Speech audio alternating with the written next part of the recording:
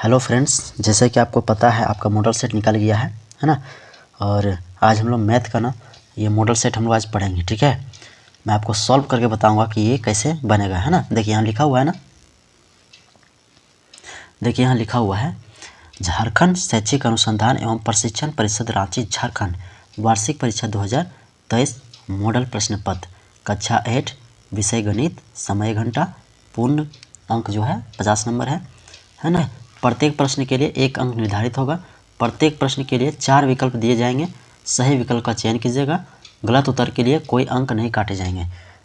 देखिए इसमें देखिए पहला क्वेश्चन क्या है, सबसे छोटी पूर्ण संख्या कौन है। तो पूर्ण संख्या फ्रेंड्स होती क्या है आपको तो मालूम होगा, है ना। पूर्ण संख्या बोलते हैं ना जो 0 से स्टार्टिंग होती है और अनंत तक जाती है। ठीक है, इसको बोलते हैं हम लोग पूर्ण संख्या, है ना।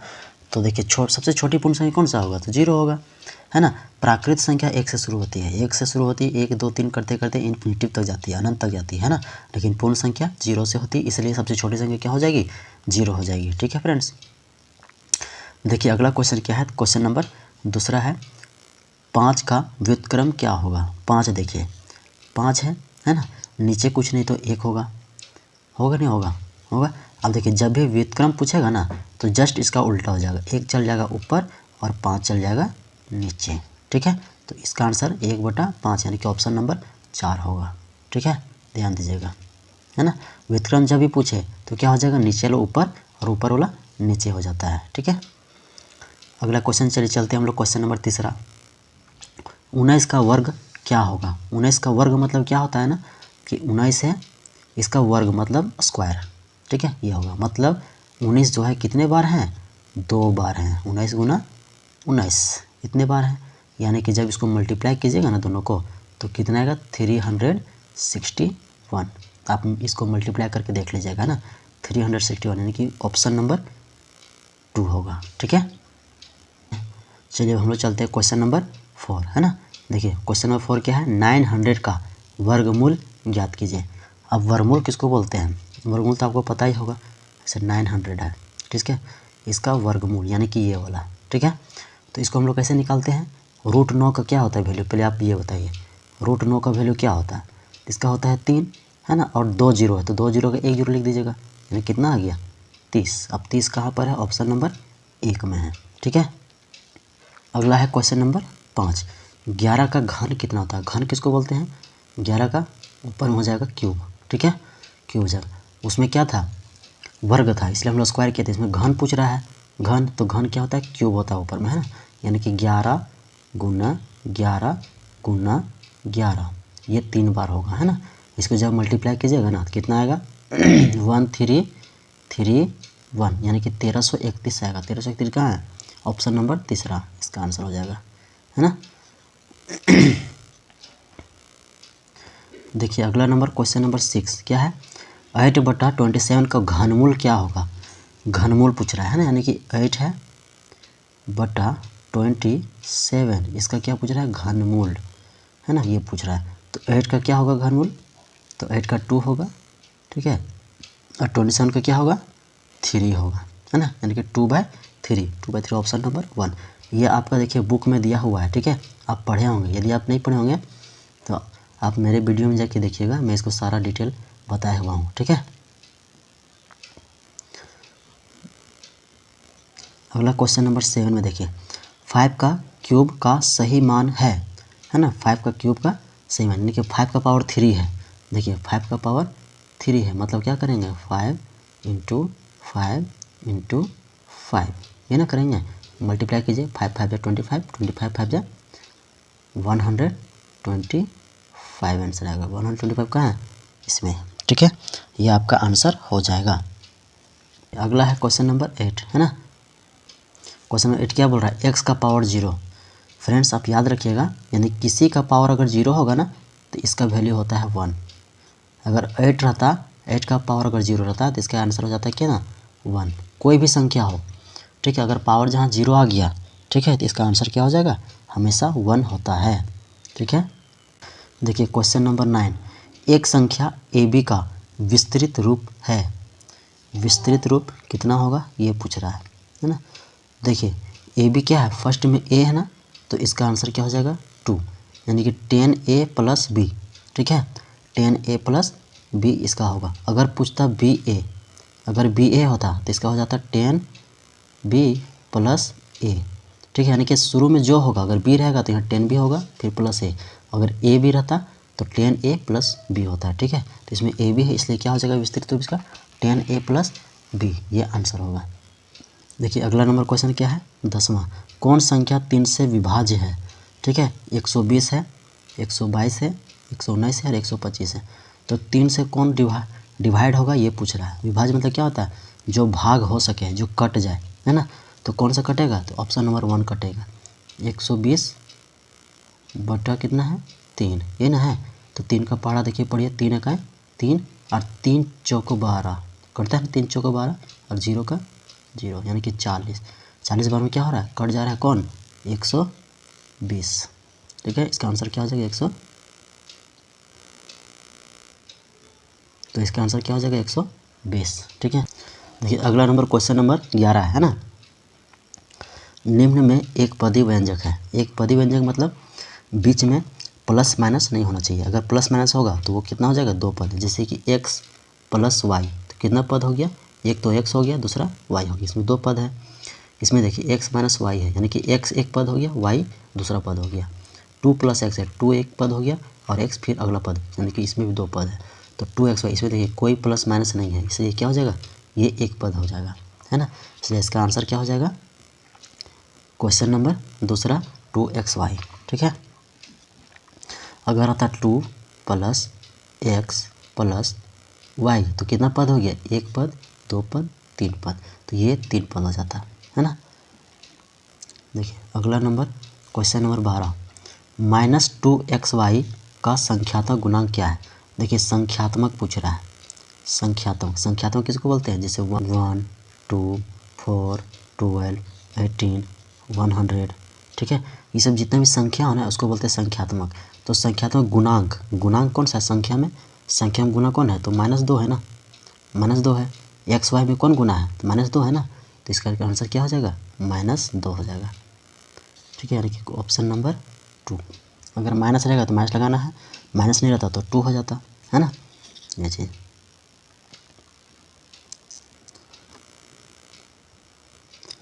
अगला क्वेश्चन नंबर 13 क्या है, a² - 2ab प्लस b² का गुणनखंड होगा, तो कौन सा हो जाएगा। इसको सॉल्व करके देखिए, सॉल्व कीजिएगा तो इसका आंसर कौन सा हो जाएगा, ऑप्शन नंबर 2 होगा, है ना।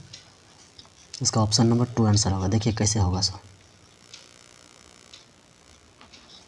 देखिए a को पहले a से मल्टीप्लाई कीजिए, फिर a को b से मल्टीप्लाई कीजिए, है ना। a को a से करेंगे कितना हो जाएगा a², है ना। अब बीच में देखिए माइनस है तो माइनस लगा दीजिए, a को b से कीजिए तो कितना आएगा ab होगा। अब देखिए b को पहले a से कीजिए फिर b को b से कीजिएगा, है ना। तो यहाँ देखिए b से स्टार्ट करने से पहले क्या है माइनस है ना, तो यहाँ माइनस लगेगा। और b को a से गुना करेंगे तो क्या होगा ab, है ना। और फिर b को b से मल्टीप्लाई करेंगे तो माइनस माइनस क्या हो जाएगा प्लस हो जाएगा, है ना। b और b क्या हो जाएगा b² होगा ना। अब देखिए a², तो a² यहाँ लिख दीजिए, माइनस और माइनस इसमें देखिए, है ना, माइनस माइनस क्या हो जाएगा प्लस ab, यानी कि -2ab, ठीक है। अब प्लस b² है तो प्लस b का स्क्वायर। देखिए ये देखिए मिल रहा है कि नहीं मिल रहा है, देखिए यही था, है ना। तो ये आपका आंसर हो जाएगा, ठीक है। यानी कौन सा हो गया ऑप्शन नंबर दूसरा। यदि आप इसको मल्टीप्लाई कीजिएगा ना तो आपका नहीं आएगा आंसर, इसको भी मल्टीप्लाई कीजिएगा तो आंसर ये आपका नहीं आएगा, है ना, ठीक है। तो कौन सा आपका आंसर हो जाएगा ऑप्शन नंबर दूसरा, ऑप्शन नंबर दूसरा a - b, ठीक है।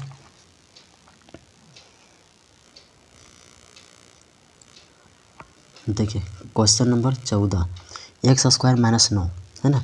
x² - 9 है तो का गुणनखंड होगा, कौन सा होगा, है ना। तो देखिए हम इसको बनाते हैं, x² - 9 है, 9 को हम लोग 3 का स्क्वायर कर सकते हैं, 3 का स्क्वायर 9 को कर सकते हैं ना, कर सकते हैं।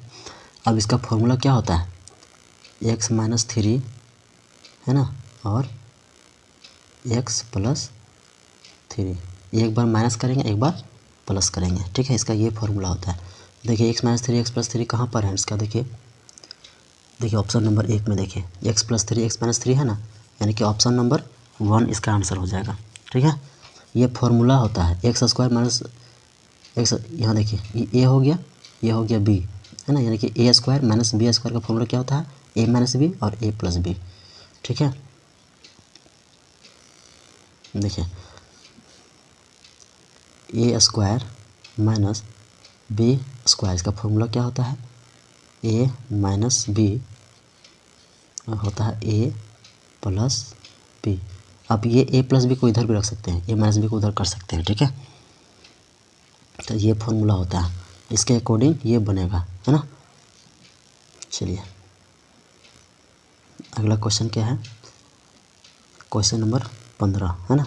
3x प्लस 2 इक्वल टू 5, इसको बनाते हैं 3x प्लस 2 इक्वल टू 5, ये चीज़ है।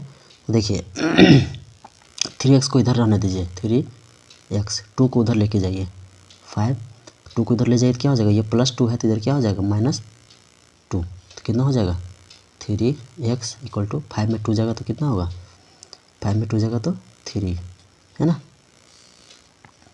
अब x को इधर रहने दीजिए, 3 को उधर लेके जाइए, इधर 3 था, ये 3 से x से क्या है मल्टीप्लाई है ना, उधर जाएगा तो क्या हो जाएगा डिवाइड हो जाएगा, तो ये काट दीजिएगा तो कितना जाएगा 1 बार में कट जाएगा यानी कि x इक्वल टू कितना आ गया, x equal to 1, option number 1, ठीक है, ये आंसर होगा। क्वेश्चन नंबर 16 है ना, क्या है, 3 लगातार पूर्णांकों का योगफल 51 है।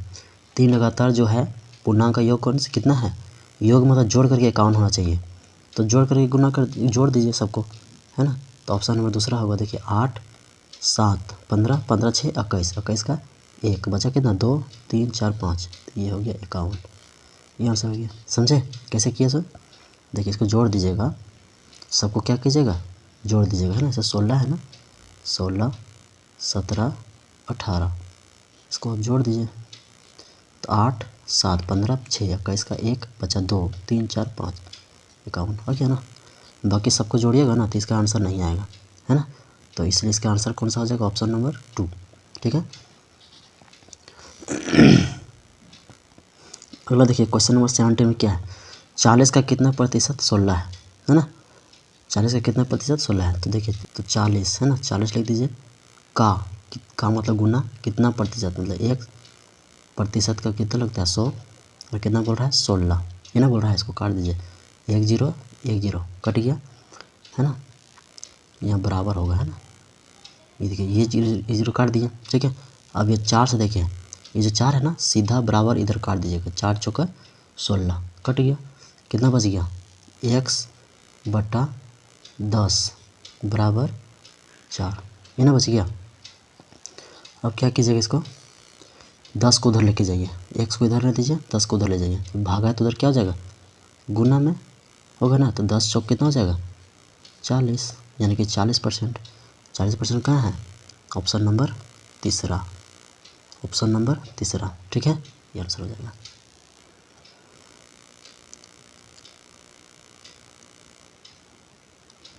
देखिए क्वेश्चन नंबर 18 क्या बोल रहा है, 50 आमों के समूह में 60% आम बिल्कुल पके हैं, तो पके हुए आमों की संख्या कितना है, ठीक है। 50 आम है, 50 आम है, उसमें 60% क्या है पका हुआ है, 60% क्या है पका हुआ है, तो पके हुए आम कितना है, तो 1 0 1 0 काट दीजिए, यहाँ से 1 0 1 0 काट दीजिए, कितना बचा 6 गुना 5 6 5 30, यानी कि 30 हो जाएगा, 30 का तीसरा हो जाएगा, है ना। अगला क्वेश्चन नंबर 19 देखिए क्या है, क्वेश्चन नंबर 19 देखिए, यदि x इक्वल टू 1 और y इक्वल टू -2 है तो x square plus Y square का मान होगा कितना होगा, तो देखिए यहाँ क्या है एक्स स्क्वायर है ना, यानी कि एक्स स्क्वायर प्लस वाई का स्क्वायर, यानी कि एक्स के जगह क्या हो जाएगा 1 बैठाइएगा, 1 का स्क्वायर, ये प्लस है तो प्लस, और वाई की जगह क्या बैठाइएगा -2 का स्क्वायर, है ना। तो 1 का स्क्वायर कितना हो जाएगा 1, इसका प्लस का प्लस रखिए, -2 का स्क्वायर, यानी कि -2 गुना -2 का स्क्वायर मतलब क्या हो जाएगा -2 गुना -2, यानी कि 2 2 जा 4, और माइनस माइनस प्लस हो जाएगा, यानी कि +4, ठीक है, +4 4, तो प्लस यहाँ पहले से है तो 4, 4 और 1 कितना हो जाएगा 5, है ना। तो इसका आंसर कितना हो जाएगा 5। तो कहाँ ऑप्शन नंबर तीसरा ये आंसर हो जाएगा। ठीक है, अगला नंबर है क्वेश्चन नंबर 20। 7 के घन का इकाई अंक क्या होगा। 7 का घन, घन मतलब क्या, क्यूब, यानी 7 का घन कीजिए, यानी 7 गुना 7 कितना हो जाएगा 343, है ना। इसका घन कितना हो जाएगा 343। इसका क्या बोल रहा है इकाई, इकाई अंक क्या है पहला नंबर 3, तो इसका क्या हो जाएगा 3।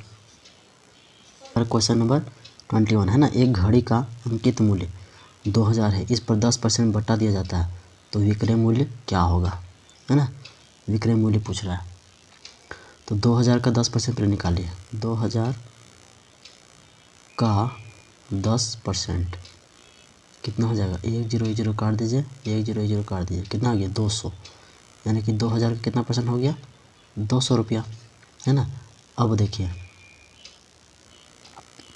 अब इसका फॉर्मूला होता है अंकित मूल्य, अंकित मूल्य बोलते हैं विक्रय मूल्य, सॉरी, इसका फॉर्मूला होता है विक्रय मूल्य, विक्रय मूल्य बराबर अंकित मूल्य, अंकित मूल्य माइनस बट्टा। ठीक है, विक्रय मूल्य इक्वल टू क्या होता है अंकित मूल्य माइनस बट्टा होता है ना।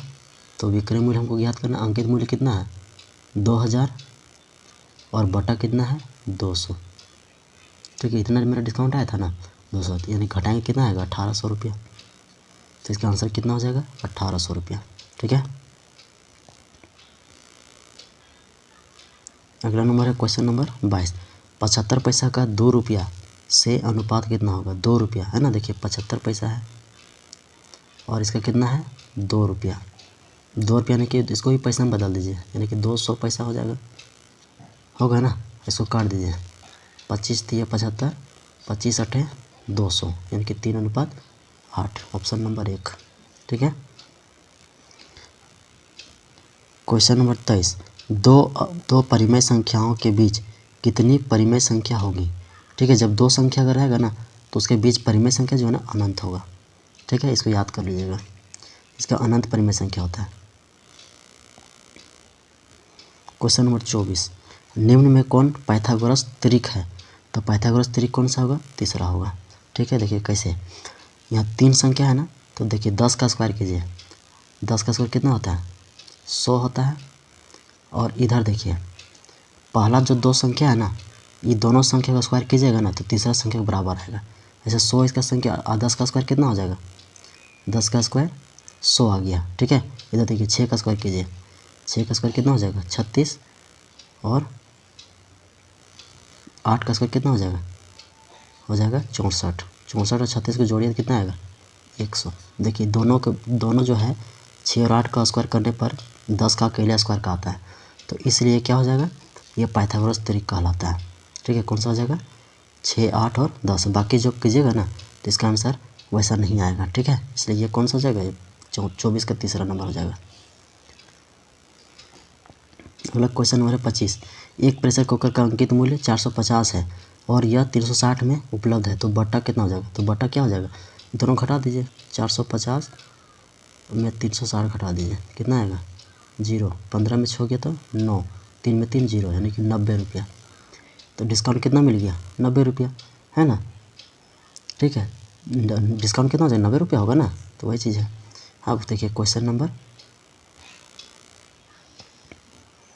अब क्वेश्चन नंबर 26 देखिए, यदि 16 पेंसिल का मूल्य 64 है, देखिए 16 पेंसिल है, इसका दाम कितना है 64 रुपया, तो एगो पेंसिल का कितना दाम होगा 16 के 16, 16 चौके 64, देखिए एगो पेंसिल का दाम हो गया 4 रुपया, होगा ना। अब बोल रहा है 144 रुपया में, 144 रुपया में, सॉरी 144 रुपया में कई गो पेंसिल मिलेगा, तो इसको काट दीजिए ना, 4 और 144 को काट दिए, 4 तिया 12 बचेगा, इसमें 2 आगे जाके 24, 24 4 छक 24, 36 गो पेंसिल होगा। ठीक है,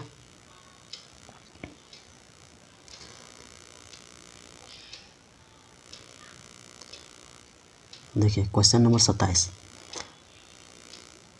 है ना, देखिए क्वेश्चन नंबर 27 क्या बोल रहा है, 45 व्यक्ति किसी काम को 13 दिन में करते हैं। देखिए कितना आदमी है, 45 आदमी। 50 आदमी किसी काम को क्या करता है, 13 दिन में ख़त्म करता है। ठीक है, उसी काम को 39 व्यक्ति, यानी कि 39 व्यक्ति, देखिए हम लोग इधर व्यक्ति लिखे हैं। ठीक है, इसे व्यक्ति, इधर लिखे हैं दिन, है ना।